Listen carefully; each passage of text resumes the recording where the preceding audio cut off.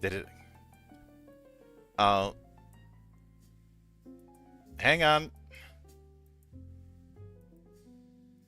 Sorry about that, folks. No, it pulled the no sound on me again. Welcome to the monastery. My name is Mildra. I am your one and only gaming monk, and with me is a newcomer into the temple, creator of the Berserk-inspired Struggler RPG, which we'll be getting into tonight. The one and only Jaxn Lavellan. I'm hoping I got the Hey, first name pronounced right. How you doing yeah, tonight, man? that's me. I am doing well. Yeah, happy to be here. So, it's a bit of a tradition around here is going into the humble beginnings, in a sense. So, with that in mind, I'd like you to walk me through your introduction to role-playing games and what made it stick. Yeah, let's see. Sophomore year in college, buddy of a buddy said, "Hey, you guys want to play Pathfinder?" And I had been a geek for a long time. And college, let me really fly that flag and do my own thing. And playing Dungeons and Dragons had always been something that I'm like, nah, that's too geeky. I can't do that. So once I got the opportunity to do this, I'm like, yeah, okay, let's go to Pathfinder night. Let's check that out. Pretty good bunch of dudes. Not the best dungeon master, but we played through a few adventures, and then I really got into wanting to be a game master. Fast forward a few years, and I wound up being a professional game master at a board game cafe, and then working with a local board game store. And when the pandemic rolled through, um, I wound up leading a dungeon department basically to say, okay, let's get this online, let's get going. Mhm. And that I think before in college I was just kind of playing it. I think just getting the opportunity to play through the stories that I liked reading and that I liked watching was intriguing. But once I got to do it professionally and once I got to tailor make experiences for people and see what they wanted to do, that's when it became real magical. Mhm. Which I can certainly get that. And given that this is a Berserk RPG, Yeah. and one that's certainly I feel is closer to the mark than some of the other attempts I've seen over the years, which we ended up talking a bit about before we went live. Yeah. Um, Appreciate that, by the way. what was your introduction to Berserk? Was it the '97 anime? Was it through some of the video game attempts, like like either Guts Rage or the PS2 games? Was it some of the more recent animated work, or was it just some part of the original manga? Yeah, so I had heard about it for a while. I got into anime about the same time in college. I wasn't allowed to watch anime as a kid. So it had always been one that I had heard of having a good reputation. And then one day on Netflix, the movies, Mm-hmm. I believe the 2013 Golden Age arc movies Mm-hmm. were on there. So I started watching through those and wow, it was amazing. And I had to immediately go show my uh kind of the same buds that I was playing Pathfinder and D&D with. Like, guys, you got to see this. I want to watch this again with y'all and see Mm-hmm. how cool this is. Um and they didn't think it was quite as cool as I did, but they all dug it. Oh, Yeah. yeah, I can certainly get that, and I will I I will note that my introduction personally was the Dreamcast game, and that just put me Hmm. down a rabbit hole. The Dreamcast game wasn't that good. In fact, the best Berserk video game, oddly enough, is the one that was done by Omega Force, the Musou guys. Okay. Because Millennium Falcon never came stateside, though I did end up playing an import of it, and it was fine. Um, Sword of the Berserk on the Dreamcast probably would have been better if it weren't for the fact that you're in these confined areas so much and you don't get a lot of opportunities to use the Dragon Slayer. Weird. Weird choice. Uh, it's it's very clear that that somebody was trying to crib notes from Resident Evil because of the whole confined areas and fixed cameras. But I don't quite understand why they had to do wall physics when it came to the sword. So more often than not, you're using the crossbow and cannon on Guts's arm. Then That's why you want to play Guts, to use your crossbow. Yeah. yeah,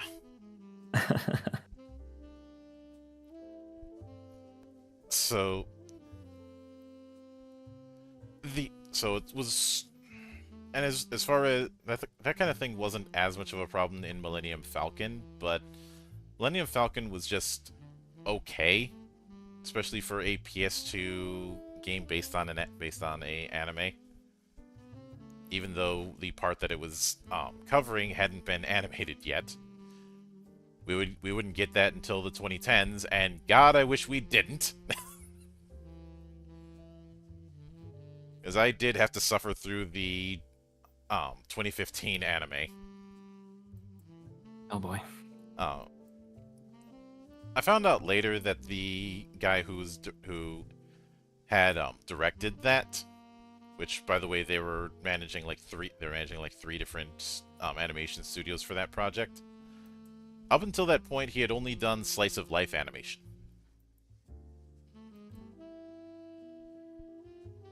which Oh. it's a hell of a jump to go from slice of life to one of the pillars of seinen manga, Mm-hmm. kind of punching above one's weight class in that case. But we got the results that we did, uh, and whether I'd like to see someone try again, but I don't. But I think the reason why it's so hard to do Berserk in animation has to do with that very detailed style that Miura does. Yes. Because this kind of thing applies just as much to the other bigger entries with seinen. The only one that I think has had the best run is Vinland Saga. Uh, Mm-hmm. and that's probably because that was handled by Wit Studio, who does not miss these days. Yeah. But like Kingdom is nice, and I appreciate Sawano doing the soundtrack, but it also uses a lot of CG, and I'm not a big fan of CG in anime. Uh, Vagabond hasn't even gotten an animated adaptation, and I doubt that's going to happen anytime soon. There was talk that the animation studio who did Arcane had talked about an interest in doing Vagabond, but I'm like, Oh. that is never going to happen. There is no way on God's green earth that a French studio is going to get a hold of a manga adaptation focused on a Japanese national hero. I see. Because Well, that makes sense. Vagabond is a dramatized interpretation of the life of Miyamoto Musashi. And a figure like that being handled by anybody not Japanese is just it's not going to happen. Yeah. Well, you brought up the bad adaptation. There's a lot of Berserk fans frustrated about that, and a lot of Berserk fans have a lot of frustration about just waiting on these chapters, and are we gonna get an ending, and is the ending, is it a real ending anymore now that it's not Miura writing it? And I wanted to take some of that frustration, not for myself so much, but kind of observing that and saying, well, there's some hope with that. You love this thing, you want more of it. You can play a role playing game about it. I've said the same thing to folks who are waiting on the Winds of Winter or are frustrated about the last season of Game of Thrones. I'm like, yes, that sucked. I was there for it. I understand. Would you like to play Jon Snow and you over there, you can play Daenerys and we can make our own? No, it's not going to be official, but it doesn't have to be. It can be real for us. Let's make some real Berserk for us. What does that look like? Hmm. And fortunately with say Game of Thrones, there have been at least two TTRPGs based on that. Um, Mhm. the latter of which by Green Ronin, and the first one was a Guardians of Order project, which you're gonna have a hard time finding. But I do remember when I first saw Struggler. Um, I found a bit of intrigue in the fact that, for one, it's using D12s as its primary die, and that is a die that doesn't get used as much as I'd like. But Yeah. also going for a full in-house thing instead of trying to um, trying to rejigger an existing system. Were there attempts early on to have it be an adaptation using an existing system, and that just didn't work, or was it always going to be using an in-house? So let's see. I did run a D&D Berserk campaign, which I actually I put out the looking for game call on YouTube, and I got some really good guys, and we had a fun campaign with very few changes to the 5e system, but it wasn't as good as it could be.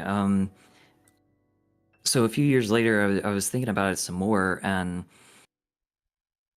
the the idea just came from more of a top down perspective of how do I make it connect? And I wish I could tell you exactly what sparked my brain to reach for the D12, but if anything, it's it's massive, it's rough, it's far too many dice. It feels like when you get the handful of 5d12s, it feels like you're swinging the Dragon Slayer. Mhm. I think that's where it came from. Yeah, I could certainly see that. Oh, which, by the way, have you ever read the Berserk prototype?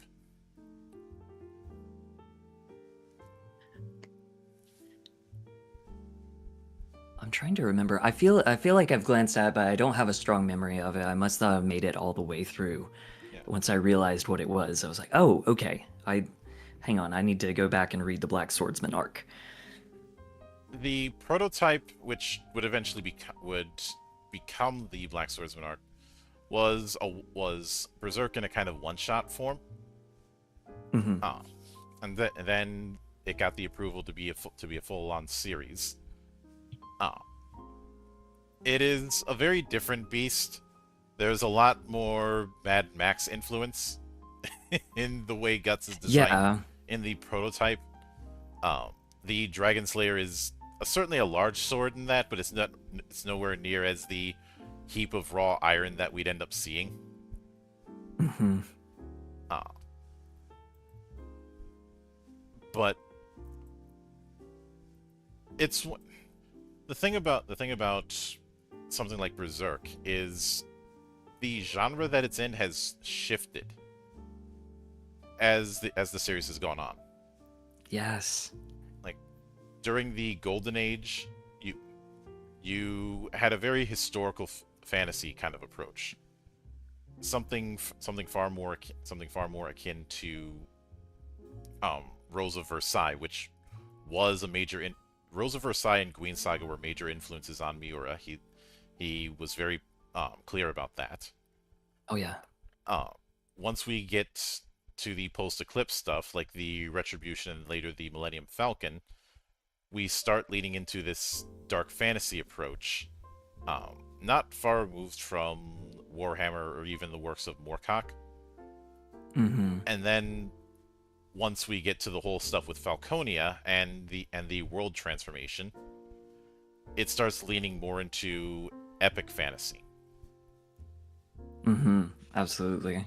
And the tricky part, I think, from a design perspective, and you probably had to deal with this, is when you're dealing with those kind of genre shifts, how do you have a system that can account for those without having to make multiple systems at once?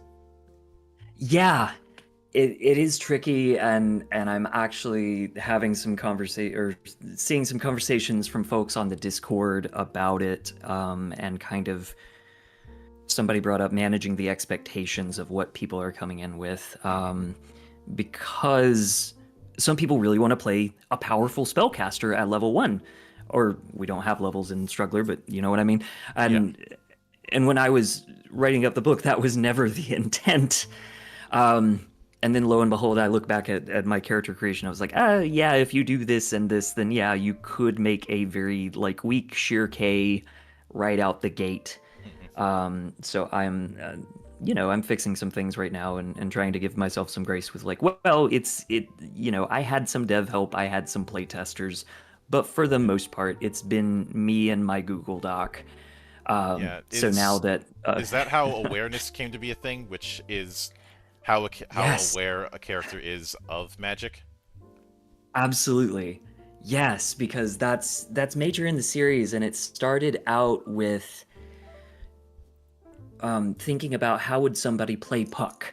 That's something I want. Puck is not Guts's familiar. I think Puck is a player character in Guts's party, so I need to account for that. Now, Hmm. how can Guts see Puck but Farnese can't? That needs a mechanic. So that brought in awareness. You have to have 3 awareness before you can start using any kind of magic. You have to have 4 awareness before you can start really casting spells like Shirke the Witch. And then by the time you're in 5 awareness, you're up there with your Ganishkas and your God Hand. Yeah. And once I realized that could be a personal character sheet thing, then I thought, well, this is also a tool for the narrator because, like you were mentioning, that goes through all these different genres of fantasy. The narrator can come out and say, okay, y'all, we're playing in a 1 awareness world, so no casters out the gate. And without too much prompting from me, those are the kinds of conversations that people are starting on, like the looking for game. Is here's what the awareness is. Here's how much bonus XP you can start with if we want more talents. We are late golden age. We're doing a Fantasia thing, Hmm. and I'm glad that that's clicking. Yeah. And there's oh, there's also the fact that when you look at say say some of the equipment that comes to bear, some of the stuff that is there is going to be pushing things a little bit. I remember, and there's also the fact that unlike certain more ubiquitous fantasy games, there is a distinct set of rules when it comes to how magic works in Berserk. You have the concept of Ode, you have the concept of the astral plane, you have the fact that messing around with Ode and messing around with the Hellenistic elements is not an easy thing, and it's very easy to get swallowed up by the current. In fact, I think Shirke has described it like a current or like an ocean, Mm-hmm. many times, and you have people like Guts who are in between the physical and astral plane, which is why Yeah, his inner turmoil manifests as the Beast of Darkness. Uh, yeah. And there's some other kind of drawback elements that I think could manifest more from the playtest that's there now. I think what we have on Magic is good, and I think that it works. I think we can go further. We kind of a late addition was putting in curses because we realized that there were some mechanical consequences that could happen that could kind of get you to where Guts is okay, he's lost an eye, he's lost an arm. Maybe the narrator is sending monsters at you, but we really need a brand of sacrifice in the game. Mm-hmm. So curses are there, and I think we might be able to do something with that for a Shirke getting potentially lost in the current. Yeah. Yeah, it's a really good point.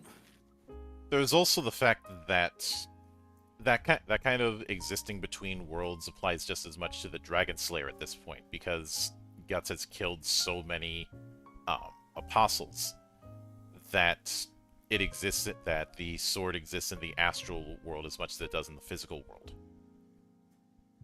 Yeah, it's a very cool take on magic items. Mm-hmm. And I've always been of the belief that a magic item should be a story unto itself. A +1 longsword is lame. Yeah. Whereas I'll use Conan for example, specifically the first Conan movie.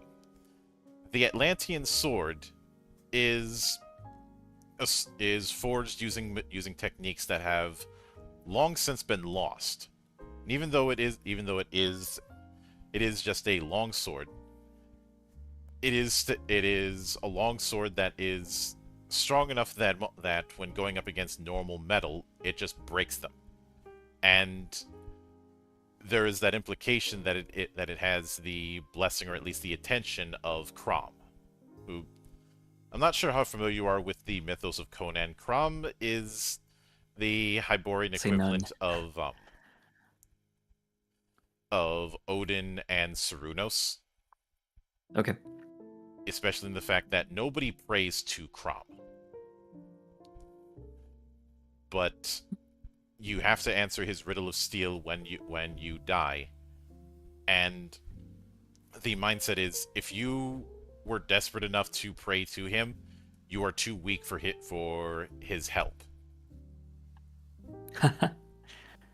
Which is why his name ends up being used like an expletive more than a prayer.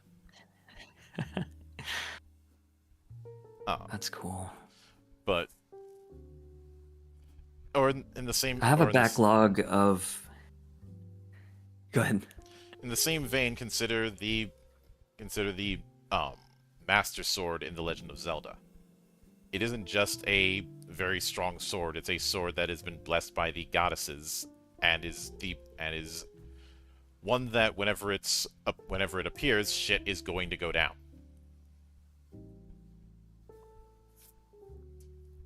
Nice. Yeah, I agree. I'm very prone towards giving intelligent magic items in D&D. Maybe for that reason. Not too many, but I suppose that's the most literal way of giving a magic item a personality. Mm-hmm. And sometimes it doesn't have to be a personality per se, but a legend around it. I think a good case in point is things like the noble phantasms in the Fate universe, where each of them is a representative of that heroic spirit's mythos. Yeah, love that. Artoria has not just the Sword of Promised Victory with Excalibur, but also Avalon, which ensures that if the sheath is held, then its wielder will not die.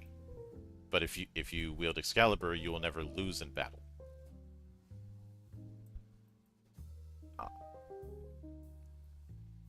Well, and the cool way that the story comes through as a mechanic in that way. Yeah, that's fascinating. Yeah. Now, it sounds like that whether you're using spells, curses, or the like, a lot of it is still tied to talents. Mm-hmm. Yeah, and I think like half of that 95-page book is dedicated to laying out the talents and their masteries. Hmm. And what I do find interesting is that within talents you have three potential masteries. Was that was that done to make sure that if somebody develops that talent, nobody's doing it the same way all the time? Yeah, yeah, that was kind of the hope, and the full talent packages that I'm most proud of are the ones where the three masteries represent three kind of different play styles. Hmm. Which I could see that, especially since the it seems that that it's also a reflection on which of the forces, the core attributes you've built around is going to give you more opportunities with those types of talents as well as those types of masteries, and not forces, the strength. You know, Mhm. vigor, speed, wits, and flame. Uh, which, by the way, was an interesting choice to go with flame for force of personality. Is how I seem to read it. Yeah, yeah, I mean that's our, charisma kind of Hmm. thing.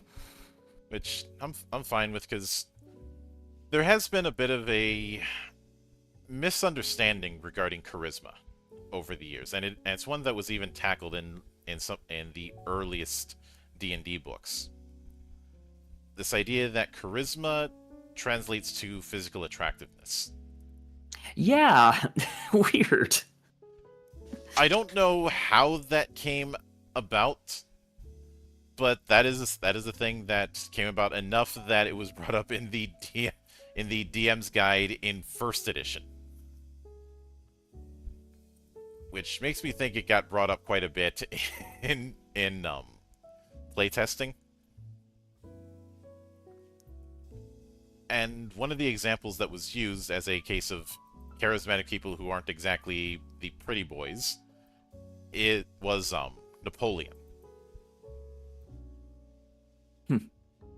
Yeah, or there's no shortage of characters who are just this force of personality that everybody gets caught up in. Yeah. But I will note something else that definitely makes this feel a lot more Berserk than some other projects I've seen is the idea of both a dream as well as bonds, which Okay. is a major theme that often gets overlooked when people are so hyper focused on the dark fantasy and um fighting against these monsters that are beyond comprehension. Thank you so much for bringing this up.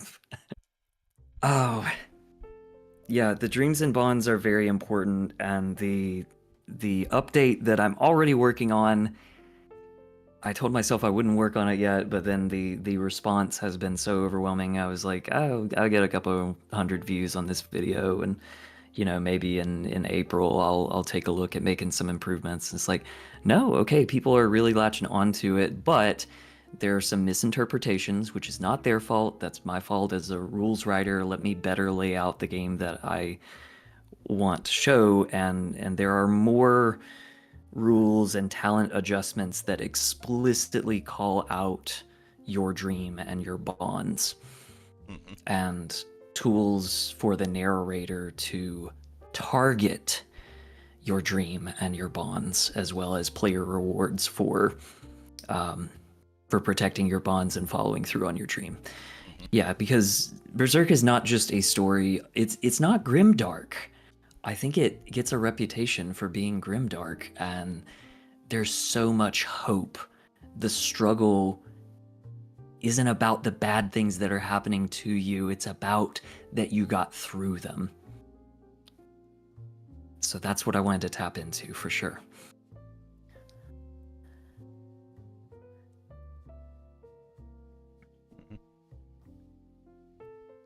I can certainly get that. Now, with that in mind, Mhm. I'd also be remiss if I didn't bring up the concept of the scales of fate as well as causality, which are major themes, and this is something that a lot of other attempts I've seen don't even touch. Yeah, what do you think about it? Because I haven't fully solidified my understanding about the way that causality is represented in Berserk, in part because we're still uncovering so much, and I don't want to be like, yeah, okay, I get it. I'm like, this is my understanding as of now. Here's what I'm going to put in the game. So how do you feel about how it's represented in Um, Struggler, I should say? yeah, the the fact that you have um different fate sheets, like one for the God Hand, one for the Skull Knight, one for the mangaka. Um, what I see out of that is a way to represent tones for different types of campaigns. Yeah. We talked about before. Berserk is something that shifts through different genres as as the stakes change. And Hmm. in that same vein, I'm always a fan of mechanics that first off can be used by both the GM and the players, but also ones that add to or change the drama. Uh, Mm.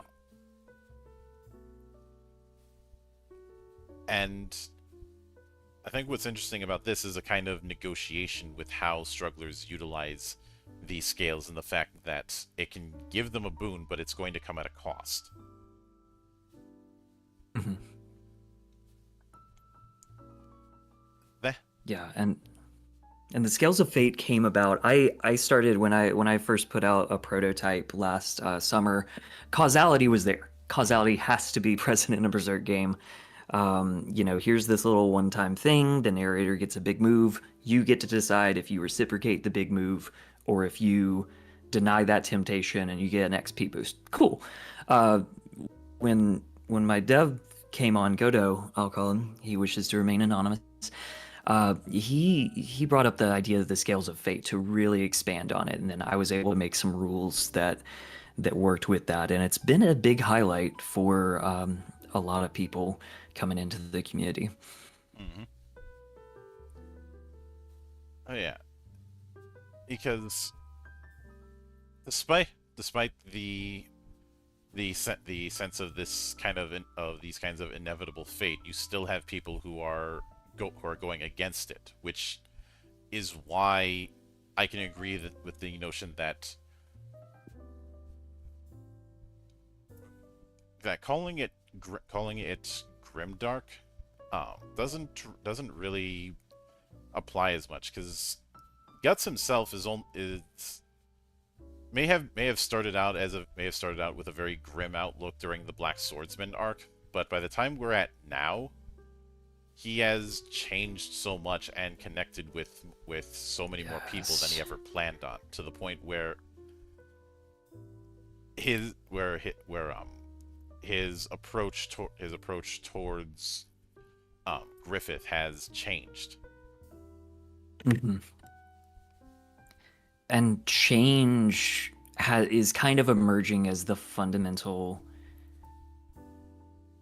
mode of play that I want to get across. I don't want your character sheet to be the same at the start of the arc as it is at the end of the arc. Hmm.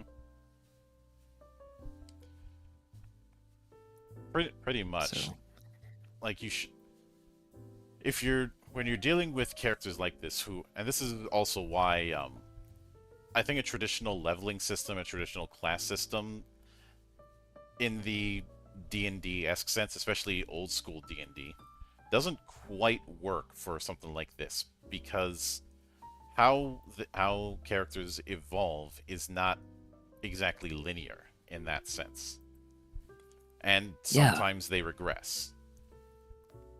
Hmm. But Yeah. in And that, one of the early things that I had going on was consequences so oh yeah, that you can take these hits that are not just hit points, but yeah, major bad things happening to you. hmm yeah, because when I think when people look at just straight hit points, they end up thinking okay, this is how many hits I can take before it becomes a problem. But Mhm. it appears the approach you've taken is more akin to the escalating penalty approach you'd see in Traveler, though nowhere near as deadly as Traveler. Or, I'm not sure if you played any edition of Traveler, but it instead of doing hit points, when you're taking damage, you're taking it straight to your attributes. Ah, okay. That's why that one's been brought up so much. hmm I'd also bring up Nice. the Fragged universe, which does a similar thing, and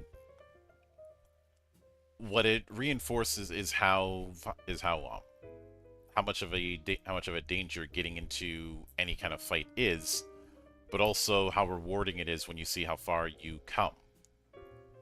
Uh, like as much as Guts struggles against an apostle, uh, you put you have that contrasted with the fact that you put him up against normal mercenaries, even during the Black Swordsman arc, and it is a human Vegematic. Yes. And that's how we wanted forces to work with the Mhm. way they take a different damage, and that's happened in playtests where people roll the die and they get their big number, and then I'm like, okay, yes, and you immediately run through, you're charging, you're spinning, you're tornadoing your sword, and you kill 33 dudes. Yeah. It's like, yeah. Oh, which and I've done more wuxia style encounters where you have the stronger characters fighting on the tops of the spears of different armies. Uh, or in, plus there is the common fantasy of leading a group. That was a big thing that was attempted with, say, early D&D, though Mm. I don't think they fully hit the mark with it. Uh, Especially since you're going to be in dungeons all the time. But that whole at a certain level you become a lord, you start getting followers, you start getting a holding. Uh, Problem is the modules that you could do are still dungeon crawls, which I think is the reason it didn't um, stick the way it should have. Yeah. And I found a lot of people coming into the hobby with, they've read books, they've watched movies, Lord of the Rings and whatnot. That's an automatic assumption. It's like, oh, there's gonna be big battles. I'm gonna have a big army. That's something I would like.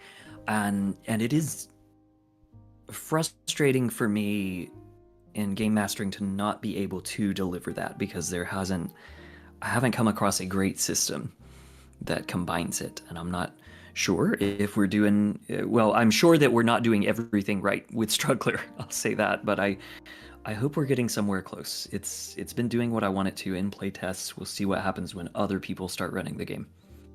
hmm And it's also an opportunity to utilize stuff that wasn't used. Like, for example, the Axe of the Gnomes, which, even if that's not going to be your main thing, Guts, at least keep a backup around. Yeah. I want for those what if scenarios to come up. To shout out somebody on Discord who's running a playtest this week.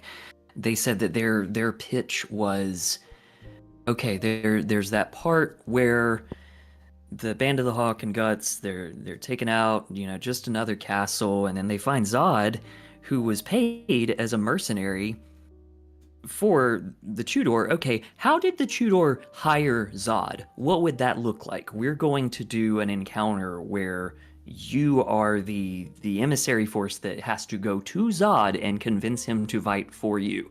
I thought that's great. That's a Hmm. wonderful idea. And try not to piss yourself standing in front of him. Yeah. Yeah. Which that's precisely how awareness works with an apostle is there's a threshold at which if you see something in their true form, it can take away your panels and you're left shuddering in fear. But if you are aware, Hmm. maybe it's just a check to see if you do, and then if you're hyper aware, you're like, whatever, dude. I've seen demons before. We gotta talk. Hmm. Yeah, I can certainly get that. Yeah. Now, with that said, uh, Mhm. were there any aspects to the system that you had tried out early on, but for whatever reason it didn't stick, or just got um, iterated its way out, kind of thing? Forces have changed a lot. I can barely keep up with how it changed around. I know at one point we put them in the background on the environment turn, Hmm. and that didn't hit hard enough. We still wanted the player to be able to control them with those command panels. Um,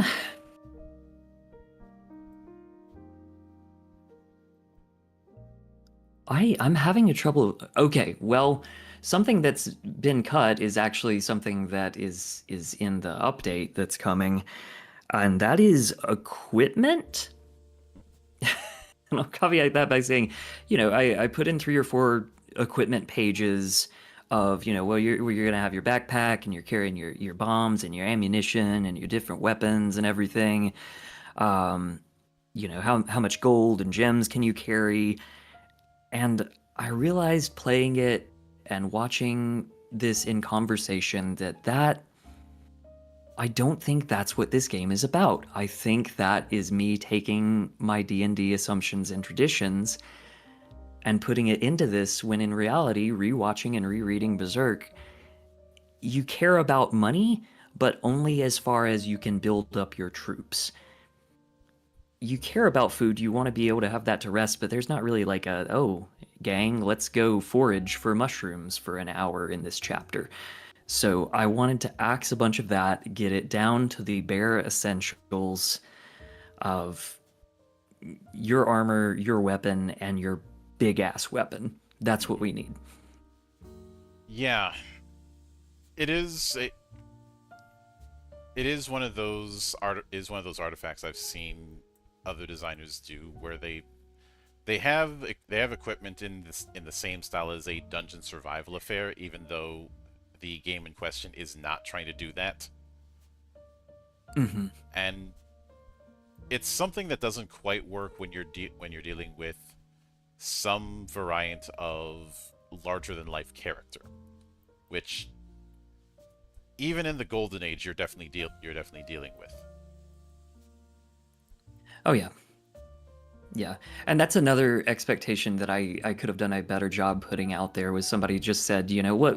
Okay, what is your starter character though? Am I Guts? Like what's the deal? I'm like, oh yeah, it's Golden Age Guts. It's Guts when Griffith finds him.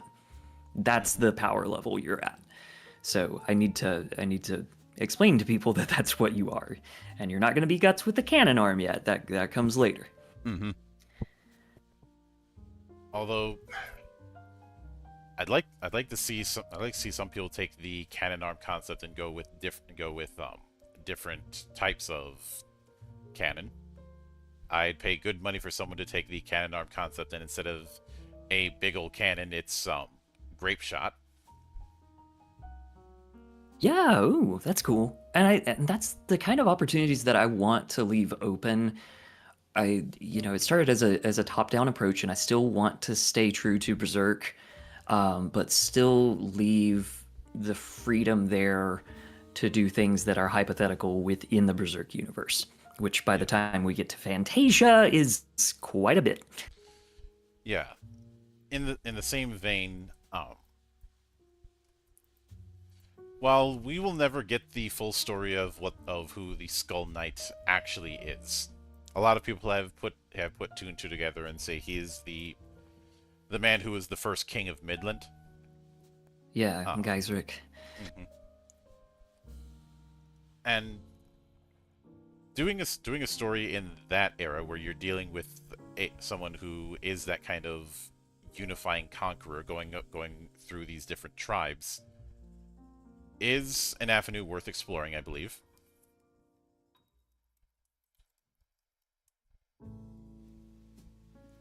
And that's just one Interesting. potential example.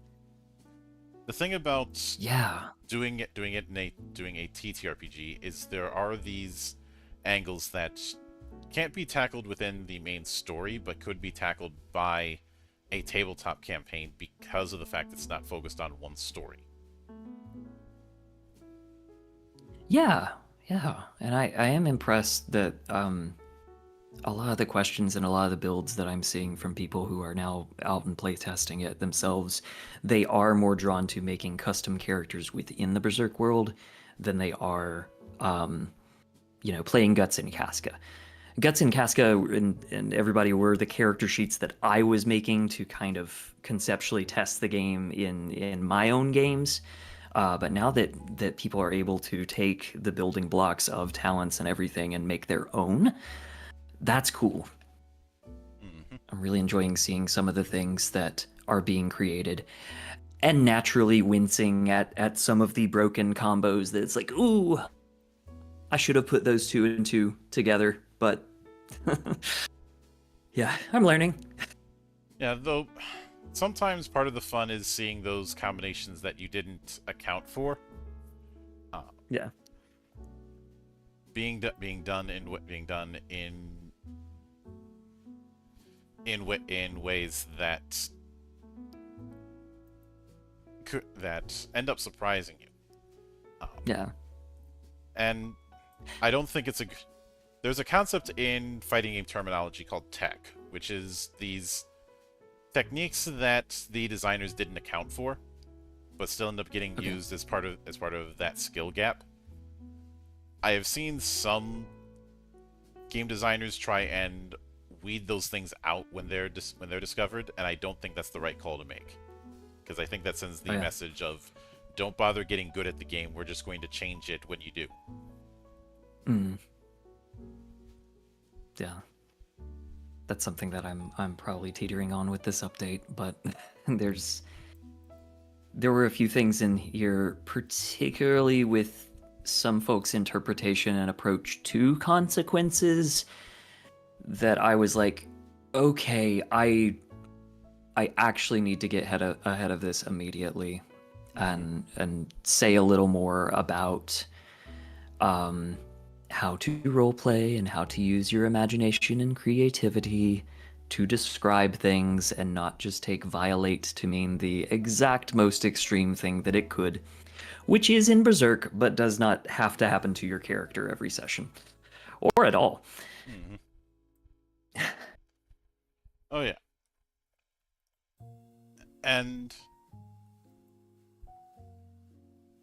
with that in mind, um, are there any plans to do like an actual play or that I can put that up on your YouTube page? I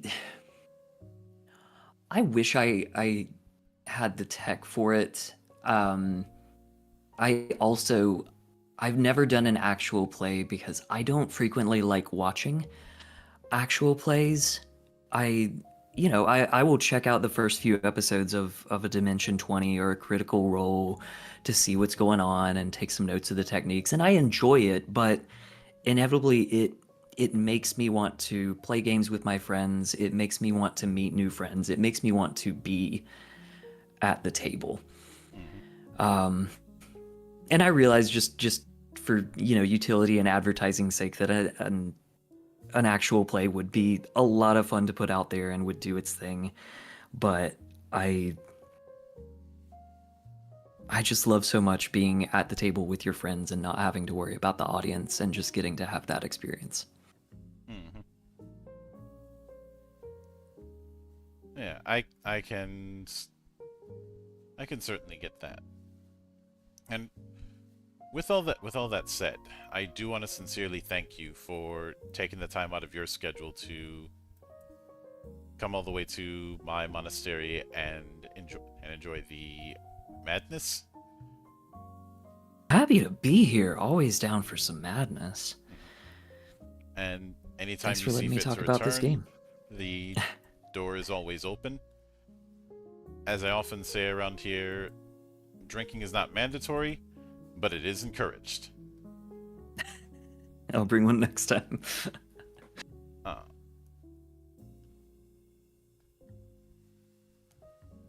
Thanks, Monk. It's been cool. mm-hmm. I'll definitely be back. Yeah. And of course, a sincere thanks goes out to everyone who took the time out of their schedule to come onto the show and enjoy the madness.